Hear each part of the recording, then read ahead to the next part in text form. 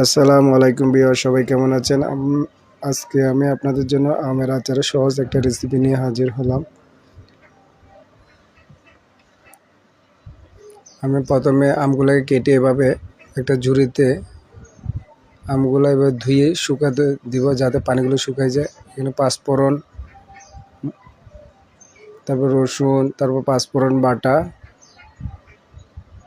পরিমাণ মতো এখানে বেটে রাখলাম। তারপর 3 টেবিল রসুন,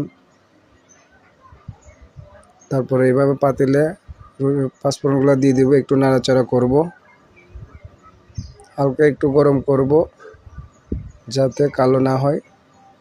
তারপর তেলগুলো এভাবে দিয়ে দিব, তেলগুলো একটু গরমে আসলেই আমি রসুন বাটা দিয়ে দিব। অল্প রসুন বাটাগুলো অ্যাড করব, তারপরে একটু নাড়াচাড়া করব।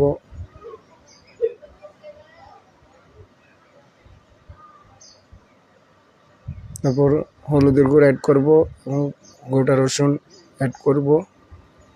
তারপর শুকনো মরিচ এগুলোকে কেটে এভাবে দিয়ে দিব।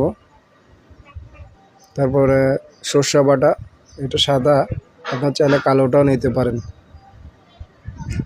সরষা বাটা দিয়ে দিব। তারপর আমগুলা দিয়ে দিব। তেলগুলো গরম হওয়ার পর আমগুলো দিব। এখন হালকা পরিমাণ মতো লবণ অ্যাড করব, পরিমাণ মতো চিনি অ্যাড করব। আপনার চাইলে গুড় দিয়েও করতে পারেন, গুঁড়ো অ্যাড করতে পারেন। তারপর পাঁচফোড়নগুলো দিয়ে দিব, গোটা মশলাগুলা। 6 টেবিল ভিনেগার দিয়ে দিব যাতে আচারটা ভালো থাকে। তারপরে পাঁচফোড়ন বাটাগুলো দিয়ে দিব।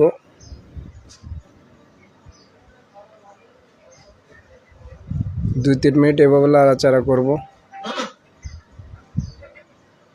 আমগুলো সিদ্ধ হয়ে আসলেই একটা কালার হবে, দেখছেন অনেক সুন্দর একটা কালার আসছে।